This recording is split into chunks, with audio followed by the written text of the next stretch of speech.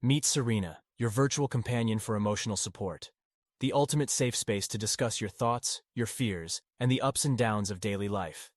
Start your free trial today at serena.chat. Am I the asshole for letting my dog outside after my neighbor called him dangerous? My family and I are living a laid-back life. Our house is surrounded by 2 empty lots, each owned by different folks. One of these plots belongs to an older guy who bought it for his daughter. She's a city dweller and has no plans to build there. We get along fine with her dad, and there's no drama. Now, yesterday, they decided to have a picnic on their land, and the weather was unusually warm for the season. We exchanged greetings, and everything seemed fine until our loyal family dog, Kiko, decided to join the party. Kiko, our 7-year-old golden retriever, has a protective streak due to a break-in we had a while back. He's still a bit on edge. Kiko saw their kids near our fence and started barking up a storm. We scolded him and apologized to our neighbors. We politely asked them to steer clear of the fence, given how stressed Kiko was and the fact that his barking can be annoying. They said they'd try. But, as expected, they didn't stick to their word. Their kids kept on running by the fence, getting Kiko even more worked up. I had no choice but to bring Kiko inside, which he really hates. Our neighbor lady came over, claiming that Kiko nearly bit her child. I kept a close eye on Kiko. He didn't do anything of the sort. It was her kids poking sticks through the fence, deliberately riling up our dog. I gave her a piece of my mind. Instead of finding another spot on their spacious property, they set up camp right next to our fence. Kiko started barking again when he saw them there.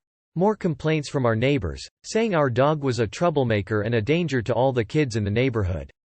I couldn't help but laugh and told them Kiko's a well-behaved dog. Just stay away from the fence, and we'd all be good, I said. She huffed off to her tent, and I figured that was the end of it. But an hour later, guess what? Cops showed up at our door with an order that they might take Kiko away. Luckily, after a quick chat, they got it. Kiko's no threat. They left, and I let Kiko back outside, which really ticked off our neighbors. So, am I the bad guy in this whole situation? Edit. Some more information, not to defend myself but to provide a clearer perspective on the situation. My neighbors are hardly ever at their property, maybe once or twice a year. We've never had any issues. In fact, their kids visited us last year and played with our dog without any problems. Their property is pretty sizable, and the side facing our fence is all wild with trees and plants, making it almost impossible to get through. The road to the area and camping facilities is on the other side. We politely asked them to stay away from our fence, meaning not to climb on it, we've seen them do it, and not to provoke our dog, who's in a tough spot. They can do whatever they want on their property. It's puzzling why they'd choose to host a family picnic right next to our fence when there's a nice patch of grass a bit farther away. What's even more puzzling is that they're having their family picnic right in the middle of a field filled with stinging nettle berries, which is uncomfortable, to say the least. Our dog has barked a few times, and we know it's not okay, but we're actively working on it. Please understand that we've come a long way with ourselves and our dog since the break-in. We even consulted a dog psychiatrist, which really helped. Unfortunately, we'll never fully remove the protective behavior Kiko displays because he now feels the need to protect us after the break-in, as the psychiatrist explained. The housing in my country isn't designed for this scorching weather, as we typically experience colder climates. We usually keep our dog indoors when there are people around, but due to the extreme heat, it wouldn't have been responsible to keep our dog in a hothouse that we couldn't cool down adequately to make it comfortable for him. We let him go outside occasionally to cool off in his dog pool and for bathroom breaks. Yes, he barked, but wouldn't you if kids were poking at you with sticks? Second edit. Yes, we keep our dog from the fence. We stimulate him not to bark. We played with him outside, and when that didn't work we went inside with him. Keeping him inside all day is not an option because he has needs to. He needs to use the bathroom and his cooling pool. You are the asshole. It's ridiculous of you to ask them to steer clear of the fence. As long as they're on their side of the property, they can be as close to the fence if they want. It's not fair to ask them to restrict the usage of their own land just because your dog is misbehaving. I am not buying that the kids are poking sticks into the fence, either. Train your dog.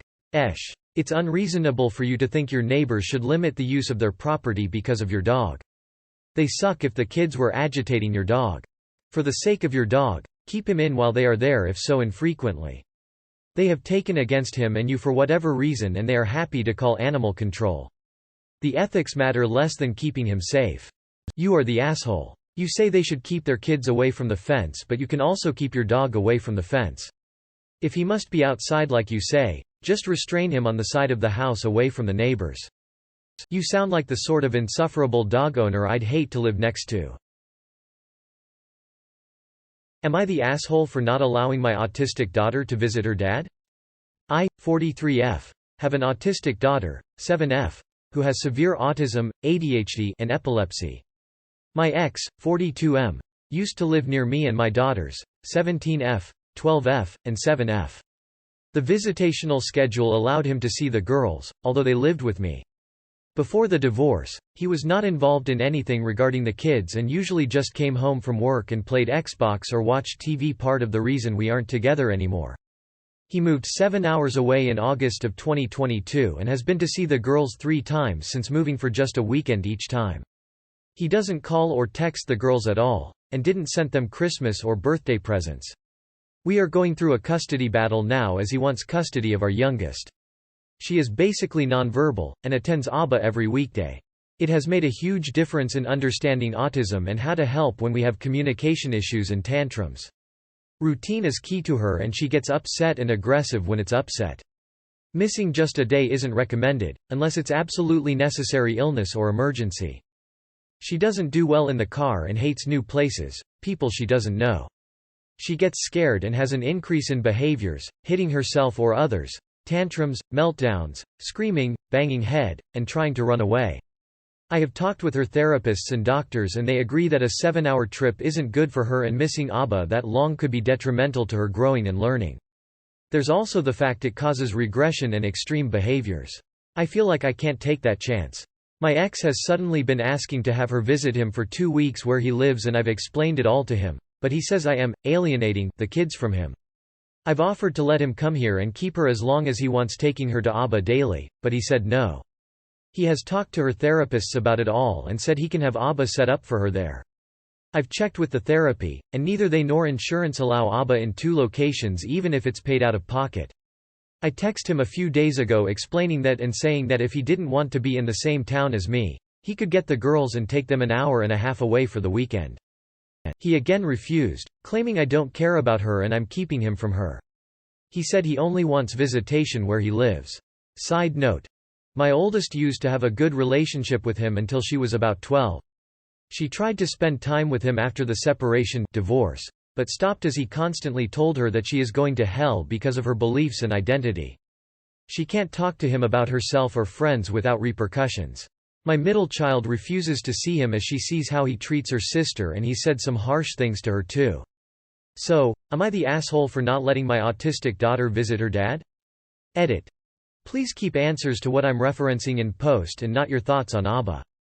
The therapy she attends is amazing and they let her be herself, no masking nor preventing her from expressing her feelings. She loves it there and they are amazing.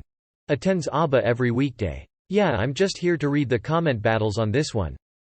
Not the asshole, he's picking and choosing when he wants to be a father and isn't willing to compromise on when, where to visit. He's also failed to maintain a relationship with his other children. I understand you're trying to do the best for your daughter, but going through the custody battle is the right thing so it can be mediated.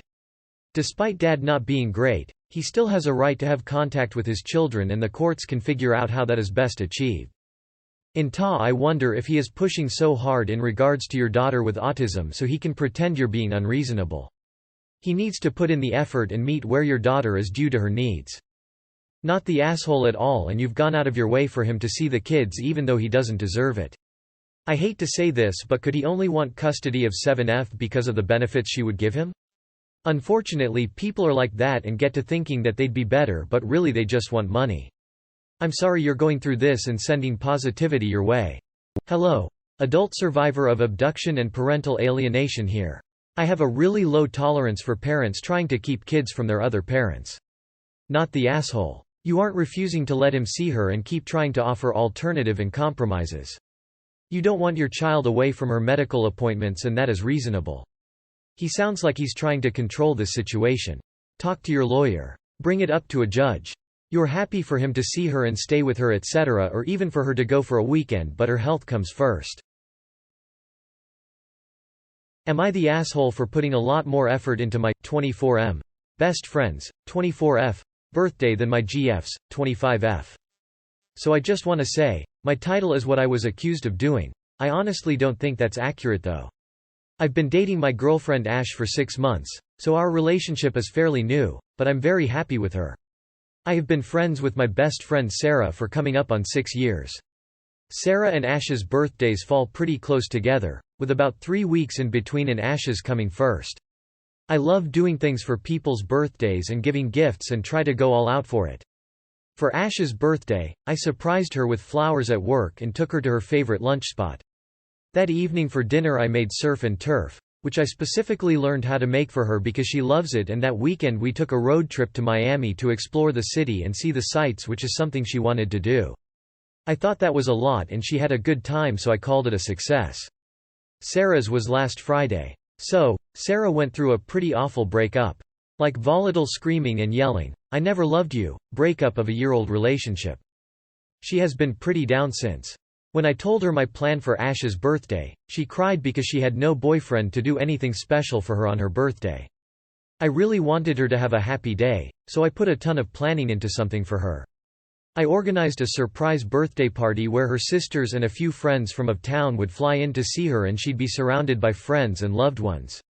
This took a ton of work to get everyone attending coordinated, getting decorations, getting her out of the house and distracting her myself while her roommate and other guests set up for the party. When we surprised her, it was the happiest I'd seen her in a while. I also got her a physical gift in the form of a bottle of perfume that she told me she wanted but didn't know where to get as it was always out of stock, and a rose gold friendship bracelet. Once again, I considered this a birthday success. My girlfriend attends the party and saw everything. That next morning, she was pretty upset with me. She said that she was humiliated at the party because everyone saw how much I will do and how far I will go for Sarah. She said that compared to all that I was willing to do for Sarah, her birthday wasn't special at all. She told me that it came across like I cared about Sarah more than her.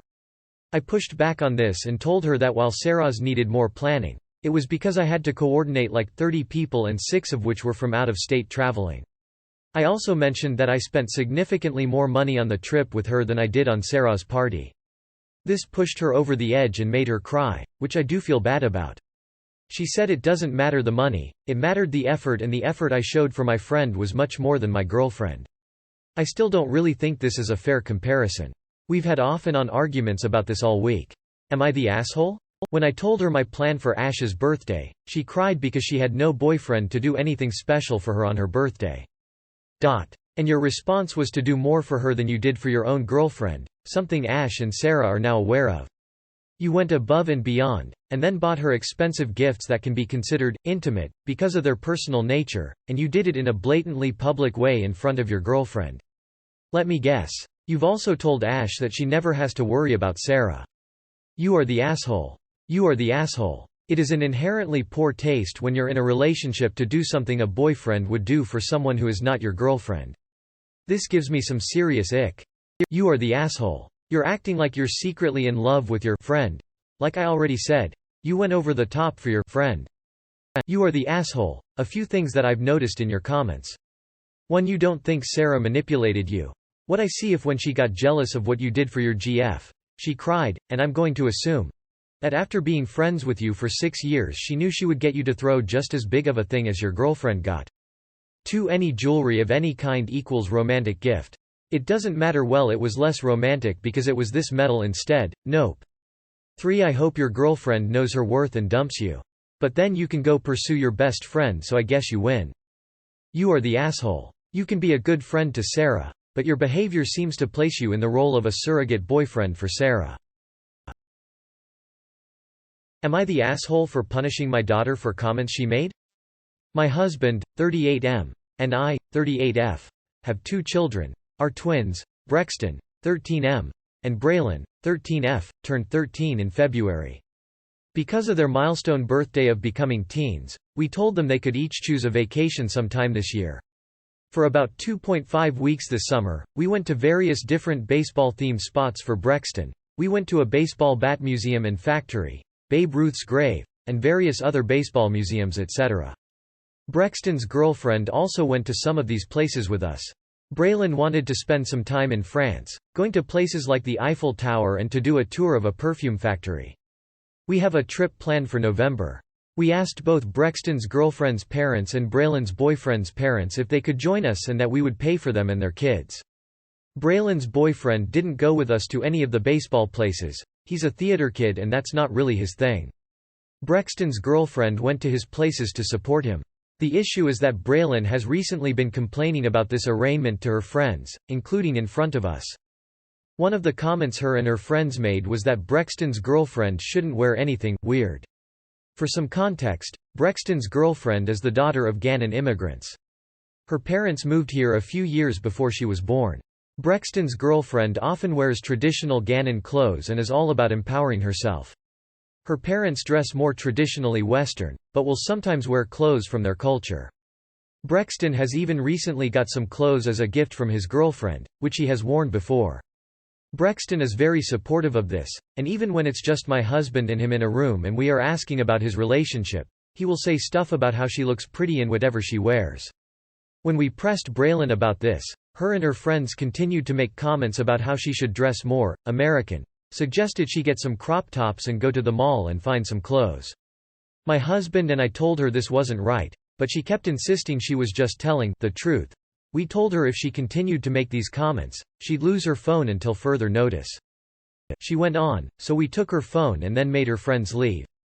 We also contacted her friends' parents and luckily, most of them were equally as horrified.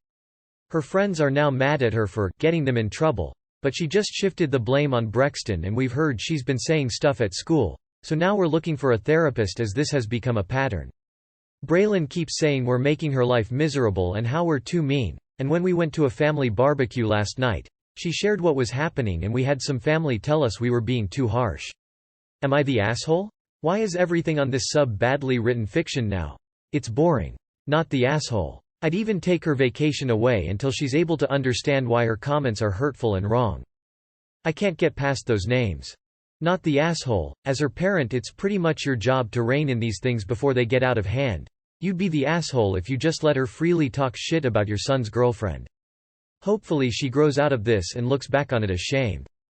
Hopefully this story is fiction because it sounds completely made up.